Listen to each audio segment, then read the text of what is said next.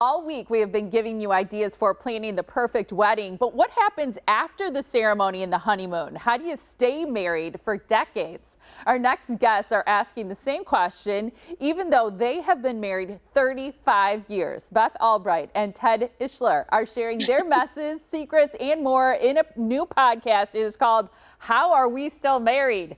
You may remember Beth from Days of Our Lives. She's also a writer of romance novels, and many here in Southeast Wisconsin know Beth as the founder of the Cedarburg Children's Theater. I know they miss her there. And her husband of 35 years is a longtime TV guy.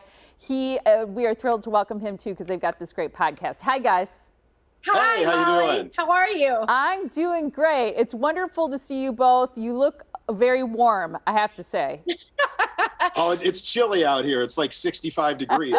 Stop it. Stop it right now. Yeah, not funny. Yeah. So how are you guys doing out there? We miss you in Wisconsin. I miss you so bad. Oh, you just don't even know. Ted's always every day going, okay, we're going to have to move back to Cedarburg. Because I mean, like yesterday I was on the phone with one of my girlfriends for 3 hours there. One of my parent friends, and they've just become my sisters. And I just know I'm never going to have girlfriends like I do in Cedarburg. Cedarburg, it's shifted for me. Alabama used to be my hometown, and now really Wisconsin and Cedarburg is how I refer to myself, is that's where I'm from and that's where my family is, because I love those women there so much, and my kids too. Except when we check the weather report and then we say, well, okay, it's probably not too bad. But yeah, we both miss it. Right? Yeah. So in the winter you can get over the people you miss in Cedarburg. I'm just kidding. But yeah, I mean, there is something about the Midwest, and I've lived in other parts of the country too. So I understand what you're saying. And Cedarburg is a very special community.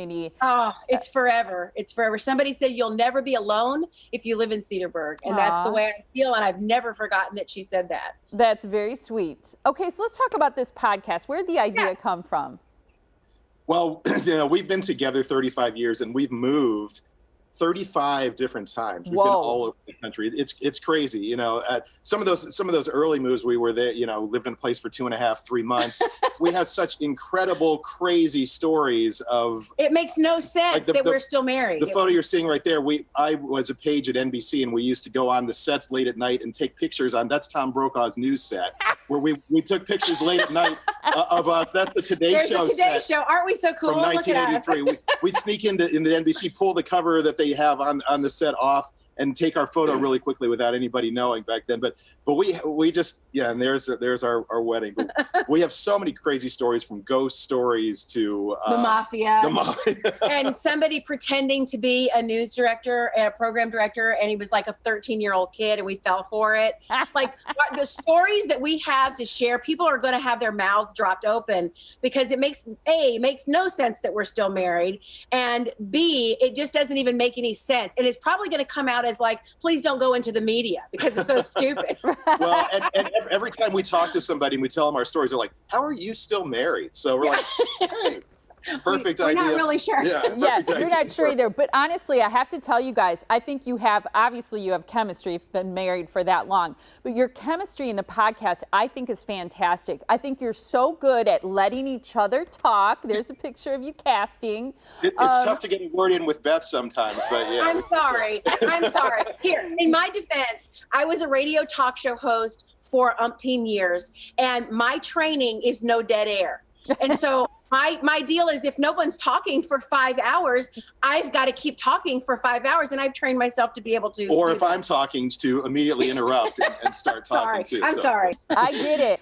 My parents always say that couples, a lot of times something that sustains marriages is having a project together. To me, it appears that moving is your project, because you've moved 35 times.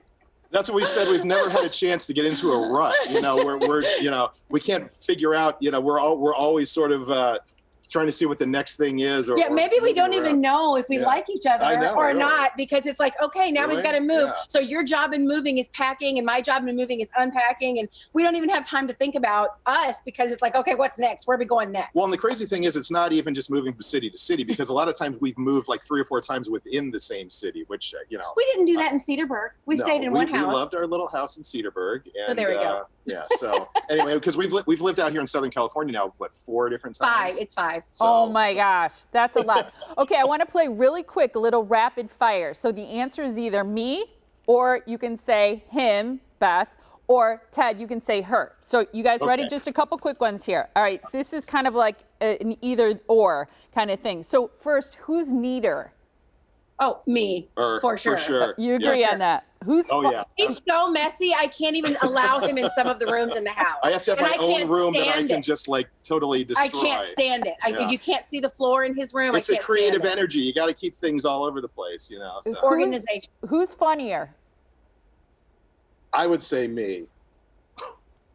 Beth? I think both of us are. She won't answer. That means a me. So yeah, he's funnier. He's funnier. Who cooks? Yeah, we both do. I cooked last night, so you can't say only you. No, I know. I've gotten to where, here's the answer to that. I'm so sick of cooking after 20 years of getting dinner on the table when my son was living at home. I'm so done with it. So he enjoys it. And if he enjoys it, I also enjoy the laundry, which is crazy. So I'll do the laundry and he can do the cooking. See, I love laundry too. And I know you have one son. I want to make sure I say a shout out to him because I know he's engaged, not getting married for a little while, but I know you're both very proud of him. He keeps you together. Really quick, we ran out of time, but any tip really quick on keeping a marriage going for as long as you two have? Always keep things fresh and changing and moving and all of that. Maybe not moving physically, but just, keep. Well, I think you have to, for me, because Brooks has talked to me about this before, I think you have to find your best friend, the person that you lean on, your rock, the person you talk to, fight with, argue with, have fun with, and marry that person. Oh, I love that. Kisses to you both from Wisconsin. Mwah. Thank you, Molly, so much. Thanks to both of you. I miss you guys so much. Bye-bye. And you can find their podcast on the website, stillmarriedpodcast.com. It's also available on Apple Podcasts, Spotify, Google Podcasts, and more.